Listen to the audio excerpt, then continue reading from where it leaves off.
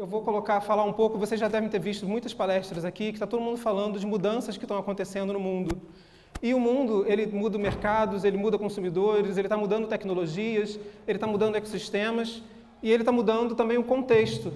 E as marcas, elas precisam se posicionar nesse contexto de uma forma mais dinâmica para justamente conseguir se adaptar. Porque, exatamente como o Charles Darwin dizia, não é o mais forte nem o mais inteligente que vai conseguir se manter, sobreviver nesse cenário que a gente está hoje em dia, mas sim quem consegue se adaptar mais rápido e quem consegue perceber o que está acontecendo em volta e se adaptar às mudanças. E isso é adaptabilidade. As marcas, elas precisam exercitar essa adaptabilidade também. E aí, falando um pouco sobre o escritório, sobre a Ana Couto, a gente começou lá em 93 como um escritório de design estratégico. Isso foi lá no início da minha formação, então eu não trabalhava na Ana Couto ainda em 93, mas eu já estava começando a trabalhar, a ter contato com o mercado.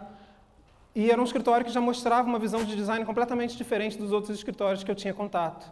E isso começou a ficar cada vez mais forte nessa visão do design estratégico, que foi se consolidando, e em 2001 a gente se assumiu como uma agência de branding. E começou a fazer trabalhos muito interessantes com muitas marcas. E aí, em 2015, fez muito sentido a criação esse posicionamento que a gente está trabalhando agora, que é a agência de branding full service. E, além disso, a gente criou a Laje, que é a nossa área de inovação. E todas essas iniciativas fazem sentido justamente porque a gente acredita que a construção de marca ela vem através do alinhamento, o branding ele vem através desse alinhamento entre marca, negócio e comunicação. Bom, só um disclaimer, nessa palestra eu vou passar sobre vários conceitos. No final, eu trago alguns links de outros lugares que vocês podem pesquisar, porque o que eu quero falar é sobre design de serviços e uma ferramenta específica que faz muito sentido e que todo mundo pode aplicar. Eu tive contato com ela e comecei a usar e comecei a implementar junto com os nossos clientes, e ela fez muito sentido para uma visão de design de serviços, e a gente vai falar um pouco mais na frente. Mas esse alinhamento de marca, negócio e comunicação é o que é o que o branding faz de verdade. E aí a gente tem a Caixa Seguradora, o trabalho que a gente começou a fazer e que a Maria vai falar um pouco de como é que é a Caixa Seguradora. Tá funcionando. Então, o que eu estava a falar, boa tarde,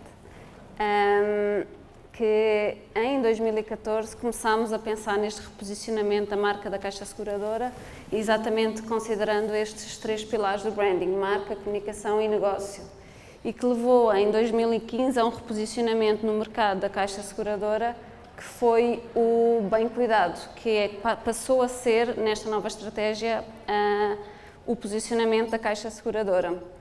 E este posicionamento tem-se refletido sempre através dos nossos produtos de seguro, previdência, etc. Mas, a partir deste momento, os produtos passaram para um segundo plano e a estratégia começou mais a apontar para os serviços, para a centralidade do cliente. E a par disto, ao mesmo tempo que iniciou esta estratégia de branding, também trouxe uma postura de inovação, de pioneirismo no mercado, que levou a uma vanguarda no mercado segurador, que foi a criação da Use. Eu não sei se vocês conhecem, que é uma plataforma de seguros digitais. E essa cultura que a Use trouxe também está a ser reimplementada na Caixa Seguradora.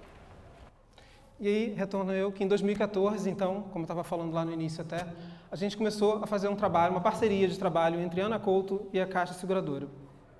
Essa parceria gerou muitos frutos interessantes e o trabalho começou lá em 2014 com definições do branding. E aí eu vou passar por alguns ferramentais aqui, quer dizer, algumas entregas do branding. O branding, ele trabalha o que é uma personalidade de marca. Depois vocês vejam a palestra da Ana, que ela vai falar um pouco mais sobre isso, ela vai se aprofundar em outros conceitos. Ops, passou aqui correndo, gente.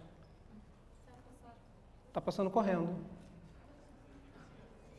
Está fazendo spoiler da minha palestra. Acabou. Ei, obrigado, gente. Eu tenho que voltar. Isso.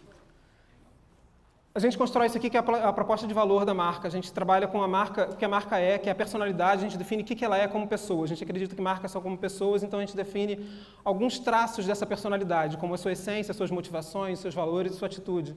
A gente fala do que a marca faz, a gente trabalha dentro de um ecossistema, que é um pouco do trabalho que a gente está fazendo agora, nesse pensamento mais holístico sobre uma entrega de um trabalho que a Caixa Seguradora está construindo.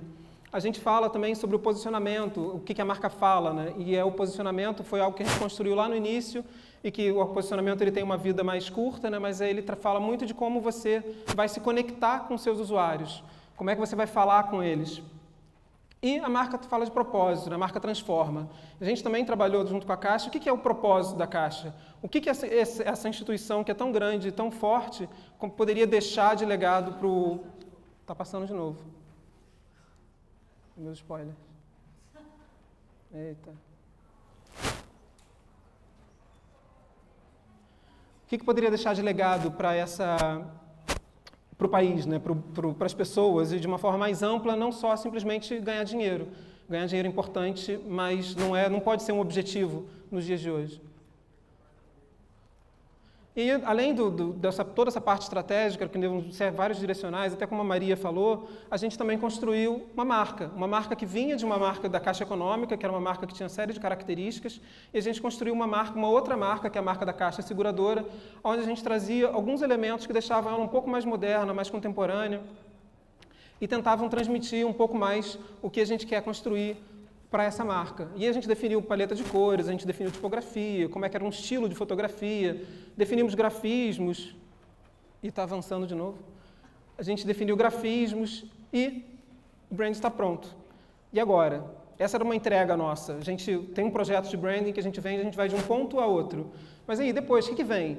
Como é que a gente faz para que esse logo, né, esse trabalho, essas cores, esse material todo bonitinho que a gente fez, ele não fique só no visual, só na entrega. Só na entrega, no que você vê, né, no que você consegue colocar em prática assim que você fez um logo. Ele é muito mais do que isso, né? E aí eu entro aqui num pensamento do que é a experiência. Voltando lá do início, que a gente falava que o mundo está mudando. E o marketing também está mudando. Os anúncios, eles deixam de ter tanta relevância quanto uma experiência. E aí eu trago até um case aqui meio rápido, que já tinha aparecido antes, que é o Nubank. Quem aqui na plateia tem um Nubank? Muita gente, né? E o Nubank nunca fez um anúncio. Como é que isso funciona, né? Como é que essas pessoas conseguem saber e por que elas buscam o Nubank? É porque o Nubank justamente começou a trabalhar uma mudança na experiência. E ele não está fazendo nada diferente de um cartão de crédito. Ele está oferecendo um cartão de crédito que ele não te cobra tarifa. Mas o que mudou de fato? É a experiência, a forma que você se relaciona com o cartão de crédito.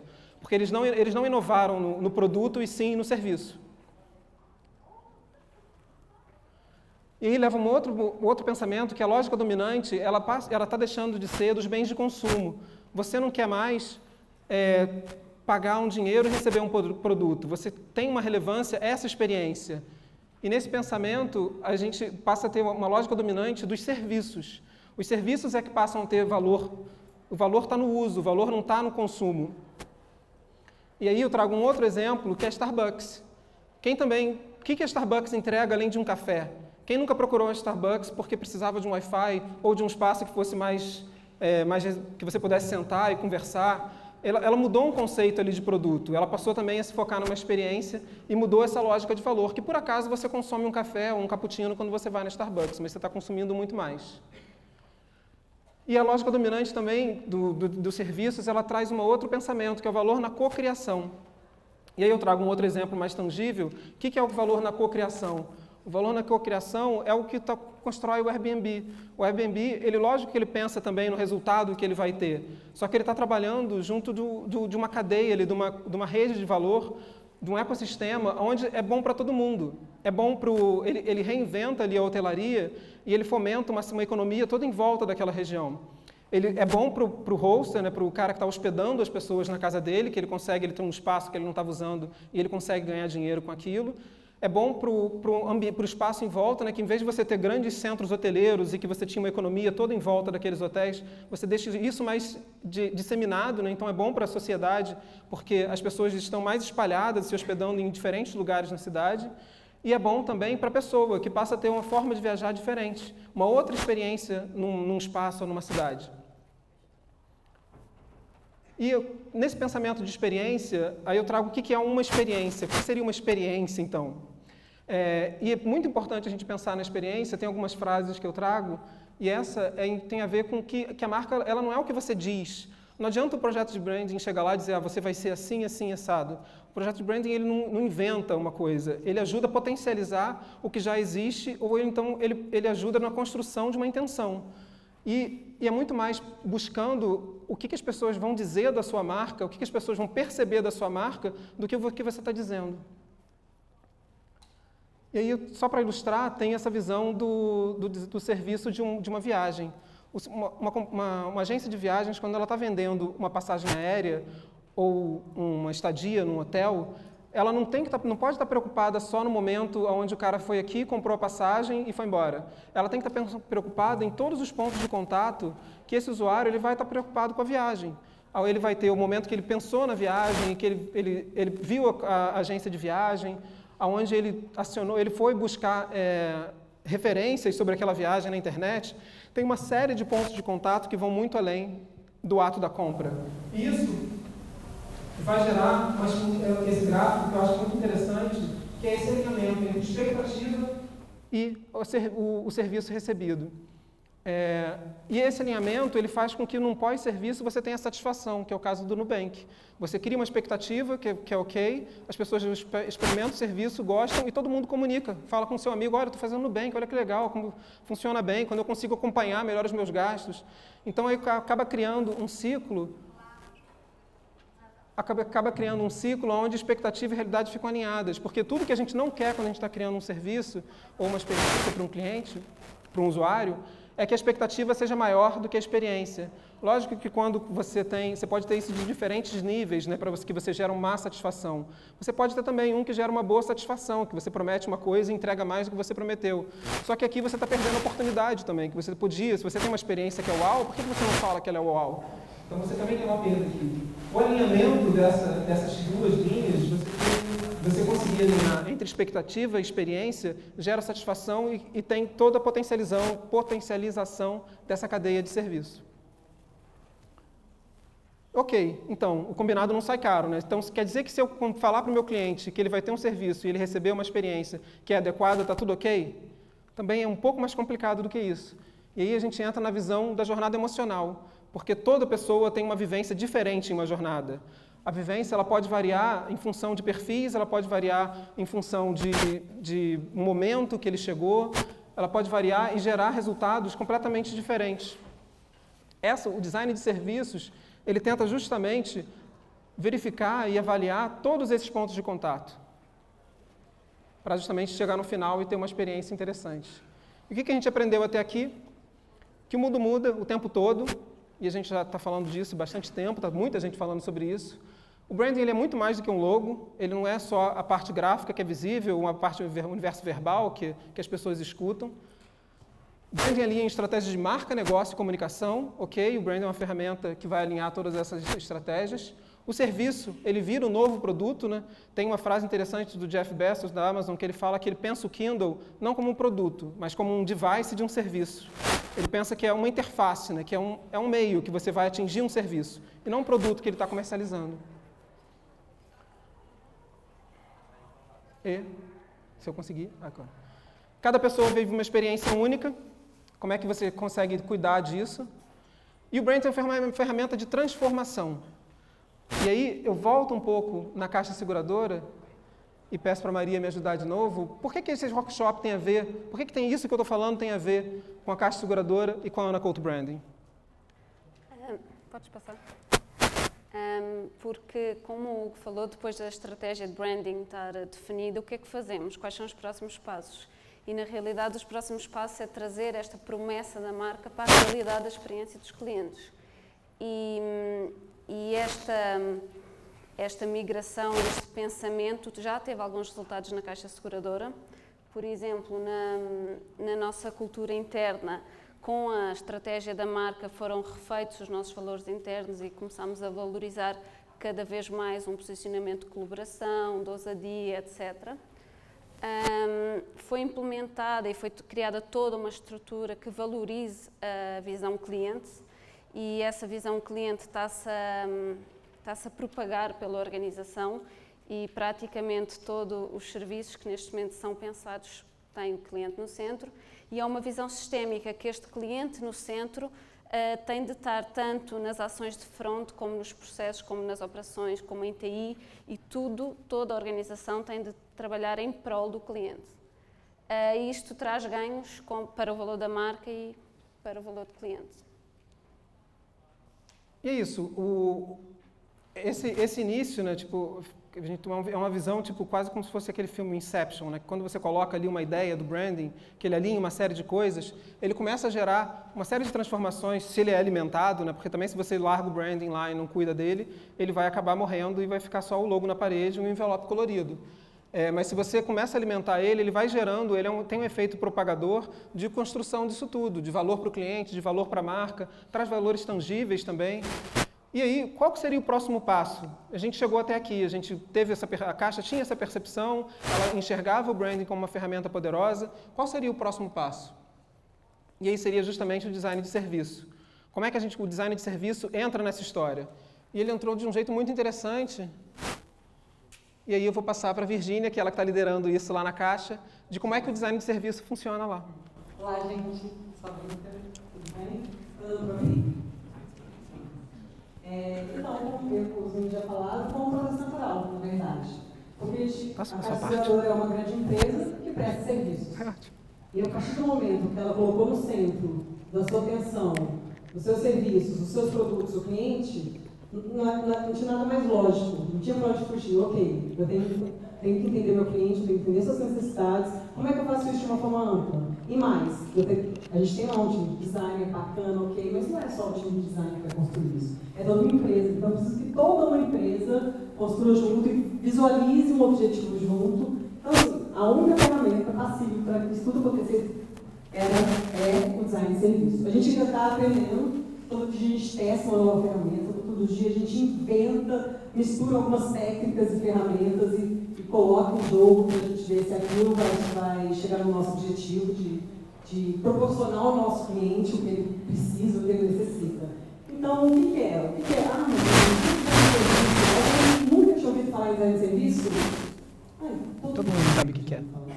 Lá na empresa, algumas pessoas não tinham ouvido falar ainda, mas agora todo mundo já está com a camisetinha. É um conjunto de técnicas, ferramentas, metodologias, né?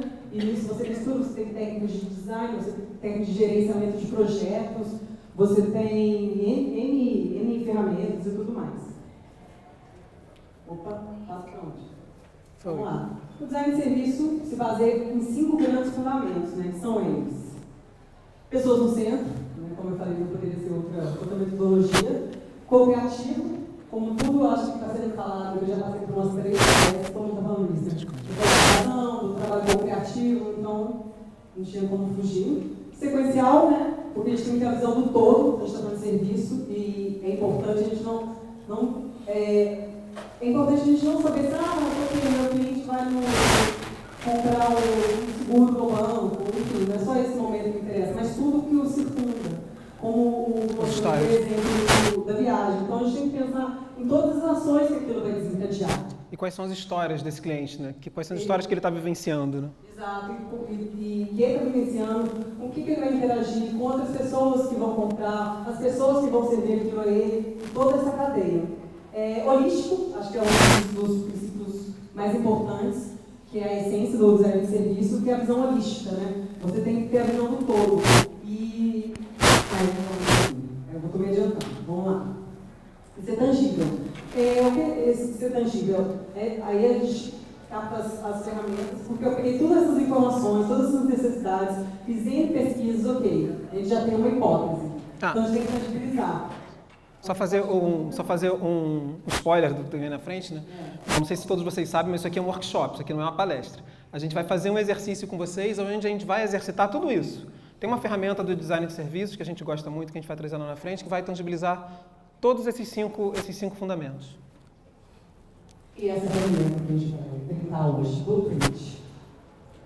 A gente trouxe até uma frase aqui, Blueprint é a porta de entrada para o design de serviço.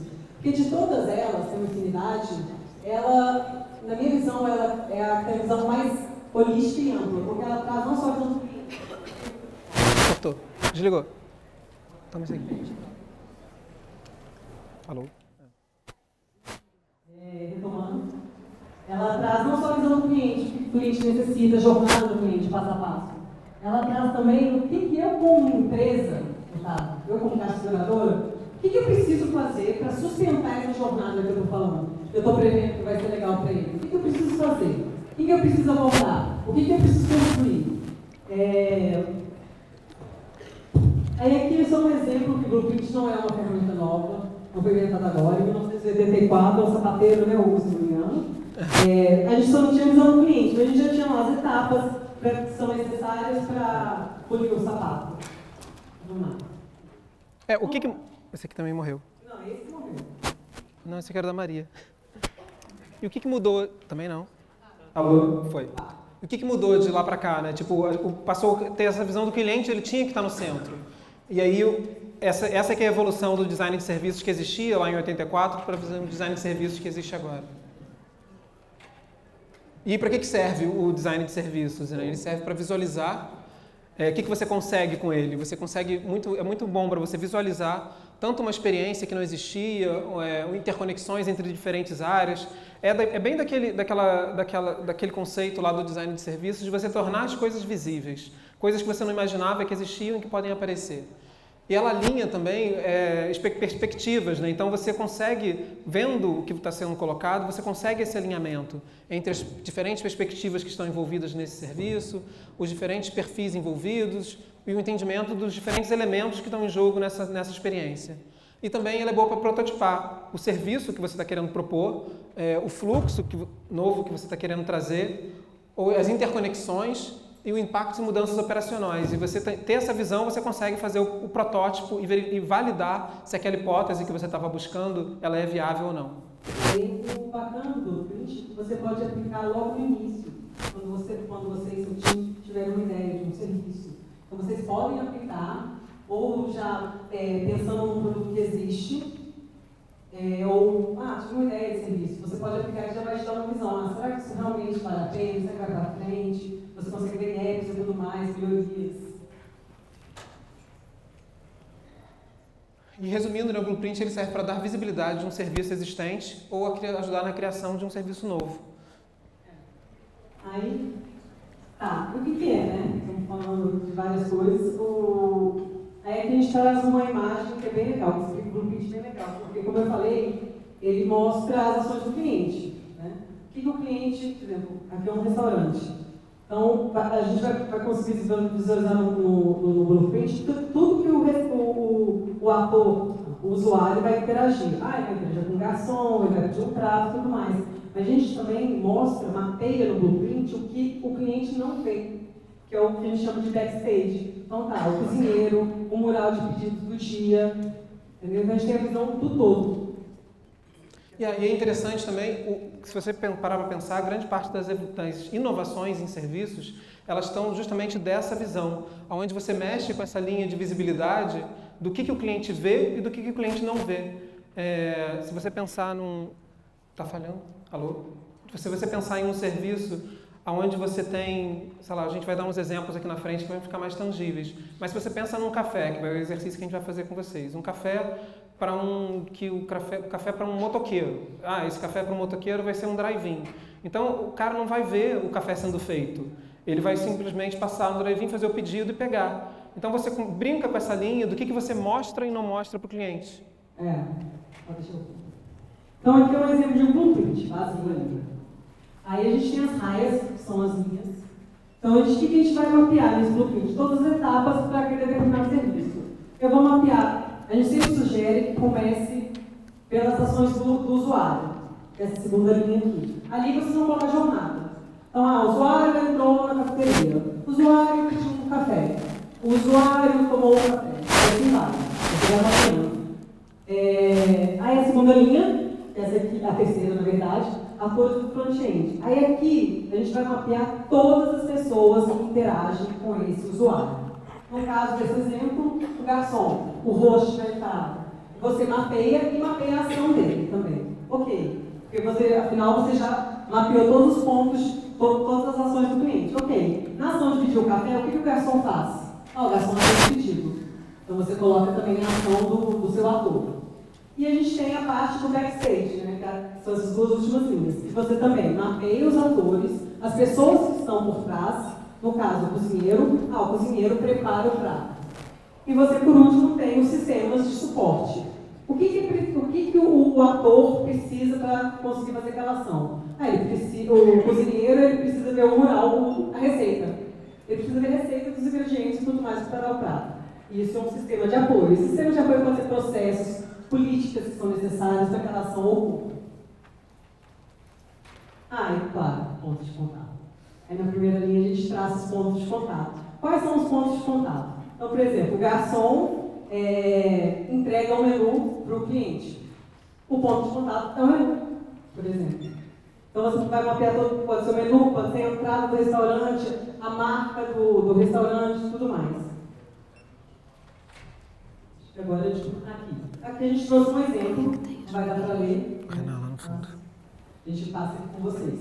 Do print completo. Então lá, como eu falei, aqui de azulzinho, na segunda linha, eu tenho todas as ações do cliente. Então ele entra no restaurante, ele espera o host desocupar, é saudado pelo host e assim vai.